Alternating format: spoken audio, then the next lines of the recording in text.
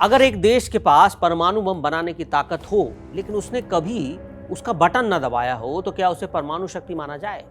ये बड़ा सवाल है जो ईरान के बारे में पूछा जा रहा है। दरअसल अमेरिकी खुफिया रिपोर्ट ने ऐसा दावा किया है जिसने पूरी दुनिया की धड़कनें बढ़ा दी है। कहा जा रहा है कि ईरान के नए सर्वोच्च नेता परमाणु हथियार को लेकर पहले से ज्यादा आक्रामक सोच रखते हैं। यानी क्या वो बना सकते हैं? और क्या तेहरान अब सिर्फ राजनीतिक फैसले की दूरी पर है, यानी एटम बम बनाने से बस कुछ ही चंद कदम दूर है? और अगर ऐसा हुआ तो क्या इजराइल हमला करेगा? और क्या सऊदी अरब भी परमाणु हथियारों की दौर में उतर जाएगा? और क्या मध्य पूर्व दुनिया का अगला सबसे खतरनाक बारूद का ढेर बनने जा रहा है? आइए इस रिपोर्ट में इसे बड़े आसान शब्दों में समझते हैं। दुनिया में एक बार फिर परमाणु हथियारों को लेकर बड़ी चिंता हो गई है। वजह है अमेरिका की नई खुफिया रिपोर्ट जिसमें दावा किया गया कि ईरान के नए सर्वोच्च नेता मोस्तफा खामनेई अपने पिता अली खामनेई की तुलना में परमाणु हथियार हासिल करने को लेकर कहीं ज्यादा आक्रामक है और वो पॉजिटिव है इस मामले को लेकर।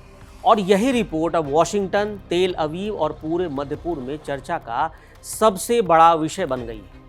हालांकि इस रिपोर्ट में कहीं भी ये नहीं कहा गया कि ईरान ने परमाणु बम बना लिया है या उसके निर्माण का कोई औपचारिक आदेश दे दिया गया है। लेकिन अमेरिकी एजेंसियों का आकलन ये जरूर है कि अगर राजनीतिक नेतृत्व यानी कि लीडरशिप चाहे तो ईरान के पास अब इतनी तकनीकी क्षमता मौजूद है कि वो बेहद कम समय में परमाणु हथियार बनाने की दिशा में आगे बढ़ सकता है। और यही संभावना पूरी दुनिया की चिंता का कारण बनी है। इस पूरे मामले को समझने के लिए सबसे पहले ये जानना जरूरी है कि पिछले कई वर्षों तक पश्चिमी देशों का मानना था कि ईरान के तत्कालीन सर्वोच्च नेता अली खामनेई का धार्मिक फतवा परमाणु हथियारों के खिलाफ एक बड़ी वैचारिक बाधा थी। उन्होंने कई बार सार्वजनिक रूप से कहा था कि इस्लाम में परमाणु हथियारों का कोई स्थान नहीं है और इसी वजह से माना जा रहा था कि चाहे ईरान परमाणु तकनीक विकसित करता रहे लेकिन वो अंतिम कदम उठाने से यानी परमाणु बम बनाने से बचता रहेगा। लेकिन इस बीच ईरान ने अपने परमाणु कार्यक्रम कभी रोके भी नहीं। उसने लगातार यूरेनियम संवर्धन यानी यूरेनियम इनरिचमेंट की क्षमता बढ़ाई और अधिक सेंट्रीफ्यूज विकसित किए जिससे परमाणु बम बनाए जा सकते हैं और अपने वैज्ञानिक ढांचे को मजबूत किया। इसलिए बंकर भी बनाए थे इस्फहान में। पश्चिमी देशों का आकलन हमेशा यही रहा कि ईरान भले अभी हथियार ना बना रहा हो लेकिन ऐसी स्थिति जरूर तैयार कर लेगा कि भविष्य में अगर उसने राजनीतिक फैसला ले लिया तो कम समय में वो परमाणु हथियार बनाकर दिखा देगा। अब अमेरिकी खुफिया एजेंसियों का कहना है कि लीडरशिप में बदलाव के बाद ये तस्वीर बदल सकती है। अब रिपोर्ट क्या कहती है? रिपोर्ट के मुताबिक मुस्तफा खामनेई को लेकर जुटाई गई खुफिया जानकारी जिसमें कथित इंटरसेप्ट किए गए संवाद यानी बातचीत और कई अन्य सोर्सेज हैं, ये शामिल हैं जो ये संकेत देते हैं कि ईरान अपने परमाणु हथियार के मुद्दे पर यानी मुस्तफा खामनेई अपने परमाणु हथियार के मुद्दे पर पिता जितनी हिचकिचाहट नहीं रखते, वो अग्रेसिव हैं। हालांकि उन्होंने सार्वजनिक रूप से कभी परमाणु बम बनाने की घोषणा नहीं की, लेकिन अमेरिकी अधिकारियों का मानना है कि उनके लीडरशिप में ईरान की नीति पहले से ज्यादा आक्रामक हो सकती है। और यहीं से यह सवाल पैदा होता है, अगर ईरान ने अभी तक परमाणु बम नहीं बनाया तो फिर दुनिया इतनी टेंशन में क्यों है? अब इसका जवाब परमाणु कार्यक्रम की उस अवधारणा में छुपा है जिसे एक्सपर्ट जो है न्यूक्लियर ब्रेकआउट कैपेबिलिटी कहते हैं। तो इसका मतलब क्या है ये समझिए। अब किसी देश के पास परमाणु बम बनाने की पूरी तकनीक, वैज्ञानिक क्षमता और जरूरी सामग्री मौजूद है लेकिन उसने अभी तक राजनीतिक फैसला नहीं लिया, यानी परमाणु बम बनाना है नहीं बनाना ये फैसला अभी वो लेगा। लेकिन जरूरत पड़ने पर बहुत कम समय में हथियार बनाने की स्थिति में है और अमेरिकी रिपोर्ट का सबसे बड़ा फोकस इसी क्षमता पर है। अब रिपोर्ट के अनुसार अमेरिका को अभी तक ऐसा कोई ठोस संकेत नहीं मिला कि ईरान ने बड़े पैमाने पर हथियार निर्माण दोबारा शुरू कर दिया है, लेकिन ये जरूर देखा गया कि तेहरान अपने बचे हुए परमाणु संसाधनों, वैज्ञानिक ढांचे और संवेदनशील उपकरणों को सुरक्षित रखने में तेजी से जुटा हुआ है।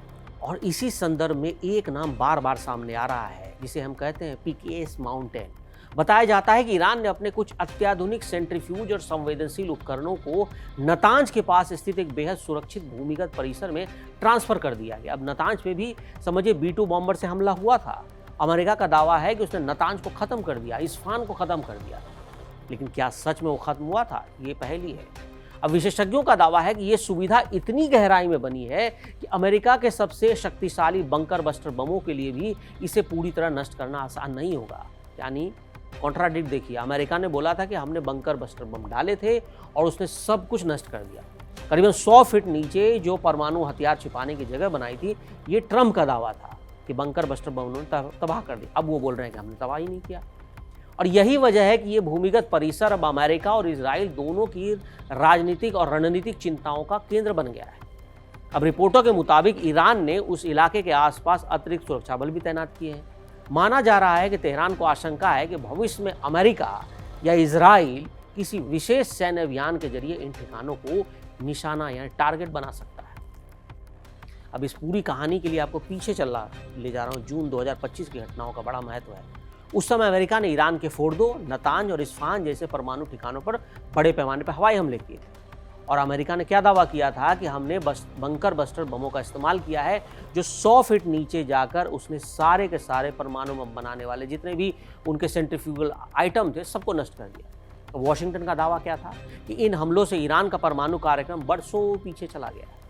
लेकिन बाद में सामने आया और कई आकलनों में कहा गया कि इन हमलों के बावजूद ईरान की वैज्ञानिक विशेषज्ञता पूरी तरह खत्म नहीं हुई। उसके पास अभी भी ट्रेंड वैज्ञानिक और इनरिच्ड यूरेनियम और तकनीकी जानकारी मौजूद है। यानी समझा जाए कि ढांचा कमजोर जरूर हुआ है, लेकिन पूरी क्षमता, पूरी कैपेबिलिटी अभी खत्म नहीं हुई। यही कारण है कि अब चर्चा सिर्फ परमाणु संयंत्रों की नहीं, बल्कि उस सामग्री की भी हो रही है जो ईरान के पास मौजूद बताई जा रही है। विभिन्न रिपोर्टों में कहा गया कि ईरान के पास लगभग 420 किलोग्राम हाई लेवल के इनरिच्ड यूरेनियम का भंडार है।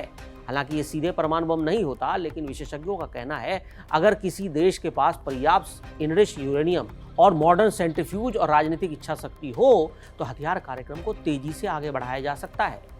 अब यहाँ ये भी समझना जरूरी है कि परमाणु बम बनाना केवल यूरेनियम होने भर से संभव नहीं होता। इसके लिए हथियार डिजाइन, विस्फोटक प्रणाली, डिलीवरी सिस्टम और कई कॉम्प्लेक्स तकनीकी प्रक्रियाओं की भी आवश्यकता होती है।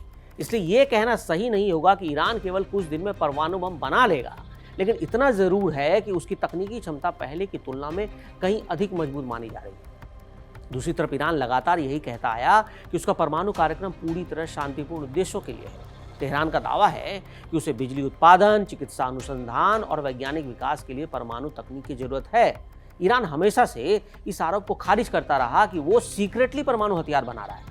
यानी इस समय तस्वीर दो हिस्सों में बटी है। एक तरफ अमेरिकी और पश्चिमी खुफिया एजेंसियों का आकलन है कि ईरान की मंशा कभी भी बदल सकती है रातों रात। दूसरी तरफ ईरान का दावा है कि उसका कार्यक्रम पूरी तरह नागरिक उपयोग के लिए है। फिलहाल सार्वजनिक रूप से ऐसा कोई निर्णायक सबूत सामने नहीं आया जो ये साबित करे कि ईरान ने औपचारिक रूप से परमाणु बम बनाने का फैसला कर लिया है। लेकिन अगर भविष्य में कभी मुस्तफा खामनेई ने फैसला ले लिया कि उसके परमाणु सिर्फ ईरान तक सीमित नहीं रहेंगे, और इजराइल पहले भी कह चुका है कि वो किसी भी कीमत पर परमाणु हथियार से लैस ईरान को देख नहीं सकता, तो अगर मुस्तफा खामनेई को लगा कि हमें परमाणु बम बनाना है तो क्या वो सैन्य कार्रवाई करेंगे? क्या वो परमाणु बम बना लेंगे? अब इसमें हालत सबसे खराब किसकी हो रही है? इजराइल की, सऊदी अरब की, क्योंकि सऊदी अरब को भी डर लग रहा है कि अगर उसके पास परमाणु बम नहीं होगा तो अमेरिका के भरोसे वो नहीं रह सकता। इसलिए सऊदी अरब में भी अब हल्के इन भाषाओं में बातें हो रही हैं कि हमें भी परमाणु बम बनाना चाहिए, हम अमेरिका और पाकिस्तान के भरोसे बच नहीं सकते। विशेषज्ञों का मानना है कि अगर ईरान परमाणु शक्ति बना ले और उस क्षेत्र के दूसरे देश भी अपनी परमाणु क्षमताओं पर तेजी से काम शुरू कर सकें तो इस पूरे मामले की वजह से परमाणु हथियारों की नई दौड़ शुरू हो जाने का खतरा होगा, जो पूरी दुनिया की सुरक्षा के लिए गंभीर चुनौती बन सकता है। और यही वजह है कि इस समय दुनिया की नजरें सिर्फ ईरान के परमाणु संयंत्रों पर नहीं, बल्कि उसके नए लीडरशिप पर टिकी हुई है।